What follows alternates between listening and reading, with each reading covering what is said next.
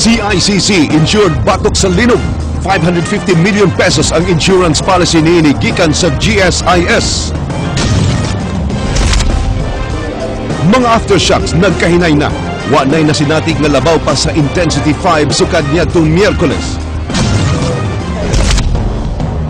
Gipaubos sa DepEd sa stress debriefing ang ilang mga magtutudlo tungod sa kalisang sa linog ug mga aftershocks.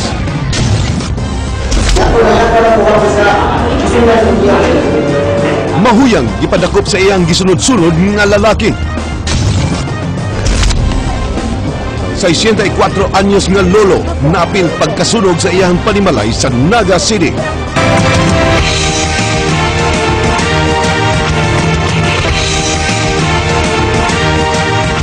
Maayong hapon Sugbo, Kabisayan ug uban pang mga dapit nga maabot dining atong Sibya. Ako si Frank Balilong Jr. Ihatid na mo ang mga nagunang impormasyon. Ako si Georgia Herrera. Georgia, mga kapatid, 100% ready na ang Komisyon ng Elections alang sa maabot nga piniliay karong Lunes, Oktubre 28. Nunot sa mong kalambuan, Frank, dunay pipila ka mga pahimangno ang COMELEC sa tanang mga butante. Dili lang ang mga butante mo'y gipasidanan sa COMELEC, lakip na sad ang mga politiko. Sugin libi, Andrea Patenia. 27 wala nang campaigning, so anyone, and also on election day, Kini ang pasalig ni COMELEC 7 Regional Director Attorney Tenny Lambino alang sa barangay elections karong Lunes. Bisan og dunay natalang kapin 500 nga nangagubang classroom sa lalawigan sa Sugbo tungod sa linog, dunay gihapon igong classrooms nga wa maunsa ug magamit nga polling precincts. Sa probinsya sa Sugbo, ang lungsod sa Argao ug Alegria lang ang dunay tunghaan nga di gyud magamit ang tibuok eskwelahan tungod sa grabeng kadaot mao nga ibalhin ang piniliay sa ilang barangay hall o gym. Sa dakbayan sa Sugbo, magpabili ng eleksyon sud sa mga tunghaan, mao nga gipang plastar na ang layout sa mga lawak saringan nga gamiton isip precincts. Dinhi sa Tejera Elementary Schools, ang mga classrooms lang sa ground floor ug sa second floor mo ipagamit isip mga polling precincts alang sa eleksyon karong Lunes. Matud pa, mahadlok ang mga school officials nga ipagamit ang mga lawak saringan sa third floor tungod kay posible nga mag-stampede unya ang mga botante kung makasinati na sa aftershocks atol sa piniliay. Samtang gikordon gihapon ang pipila ka mga bahin sa tunghaan na delikado gihapon sa falling debris. I'll be posting a guard, security personnel to guide the people ug asa agi. Basta dito po napitas dito so usa na sa tuang precautionary measure nga doon agitay security personnel nga mo facilitate para ang mga tao matigaan at may agianan ba nga dili ang taon ma-disgrasya. Karong Lunes alas 7 sa buntag magsugod ang piniliay ug pahimangno sa COMELEC nga kinahanglang sayong moabot. For the voters, you are right, Andrea, they have to be there the earliest possible time so that they can vote with comfort at saka mauna na sila, hindi na mainit. Kutubra alas 3 sa hapon ang eleksyon ug kadtong maabtan sa cut-off time nga naglinya pa sa gawas, ipanglista ang mga pangan aron ma-accommodate gihapon. Tawgon ilangan sud sa tulo ka higayon ug kun mapakya sa pagpakita sa ikatulo, di na makabutar. Bugtong mga sakop sa media, tulo ka Board of Election Tellers, watchers ug mga botante lang ang makasud sa matag presinto. Hangyo sa COMELEC ngadto sa watchers nga kun dunay reklamo, magpabiling kalma ug mo-fill up lang sa complaint forms, inay makiglalis sa mga Board of Election Tellers.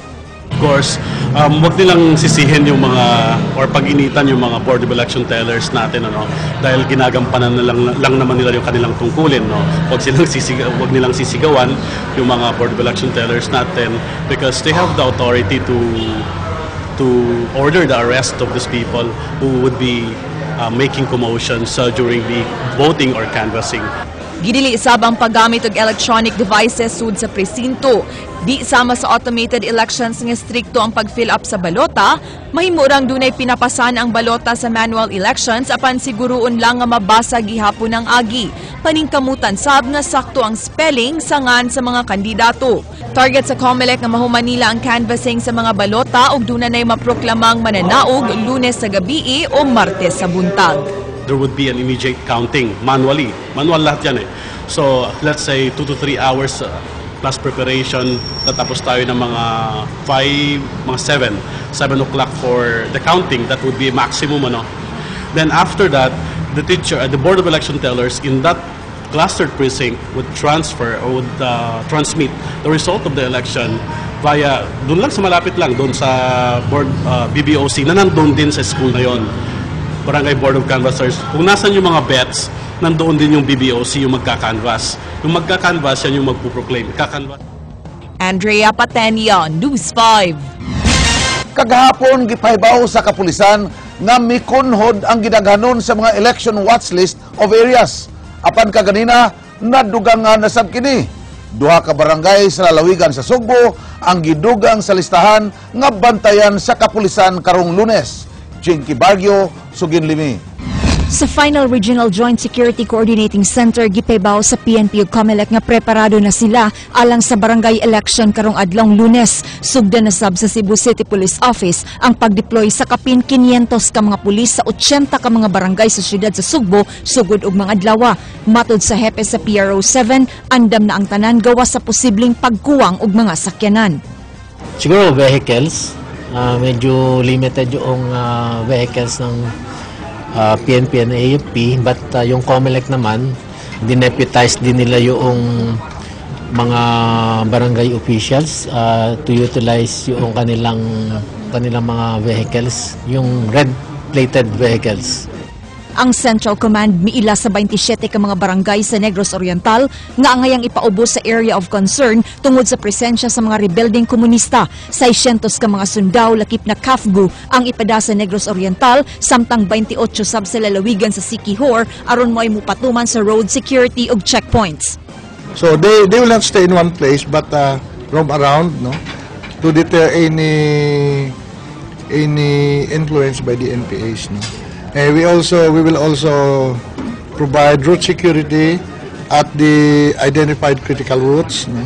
Apan sa final report, midaghan ang ihap sa election watch list of areas. Gikan sa 42 ka mga barangay, nahimo na kining 45 kay gidugang sa listahan ang barangay Manatad sa Sibonga, barangay Bunbon sa Bugos City ug laing barangay sa Siquijor. Gimando sa mga kadagkuan sa PRO 7 ang hugot nga pagmonitor sa Bugos City tungod sa pagdagan sa giila sa kapulisan nga leader sa usa ka armadong pundok.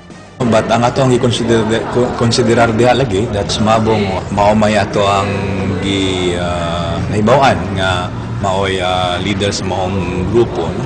Nga ato ang gibantayan as potentially nga magamit sa mga mga politiko, mismo siyam gid ang nidagan. Apan sa kinatibukan, gipahibaw sa COMELEC nga andam na ang tanang sektor alang sa usa ka malinaw nga piniliay karong Lunes. All the election paraphernalia, no, that we would be using in the polling centers. Meron tayong mga vehicles na ipoprovide sa kanila.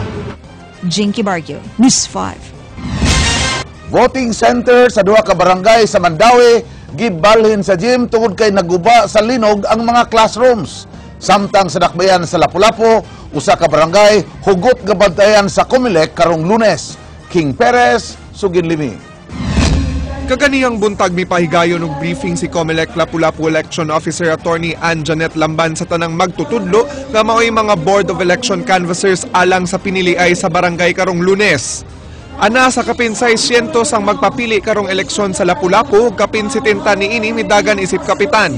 Walay angay kabalaka sa mga polling centers kay matud pa sa election officer nga magamit na ng classrooms. Gawa sa barangay Punta Inganyo nga apil sa election watch list, wa nay laing areas of concern sa Lapu-Lapu. Security is already enforcing the plan that we have. We already prepared our security plan for that matter. Samtang sa dakbayan sa Mandaue, 594 ka mga kandidato ang mudagan sa piniliay karong Lunes. 66 niini magpapili isip kapitan. Matud ni COMELEC Mandaue Election Officer Attorney Ana Flor Guhilde nga walay nuisance candidate sa ilang dakbayan. Gawa sa gipasusi ang gingong death threat ni Konsehal Edgar Prada nga mudagan pagkakapitan sa Barangay Upaw, walay areas of concern sa maong dakbayan. Adunay 11 ka mga classroom sa pagsabungan og kambaro nga dili magamit tungod kay naguba sa linog. Dulan 6,000 ka mga botante ang apektado niini. ibalhin ang ilang mga presinto sa gym sa maong mga barangay. Sabot lang yun sila, no? Nga, awa man po nato ni gidahong nga katalagman. Gipasalig ni Gohilde sa mga Board of Election Tellers nga mahatagan sila og insaktong allowance. Gi-shoulder na sa lokal nga kagamhanan sa Mandawi ang kuwang nga budget. Ang city government is going to supply the lacking amount, pero muagi pa magud sa council, so it may take time base mga November. Hopefully November ma-release. King Perez, News 5.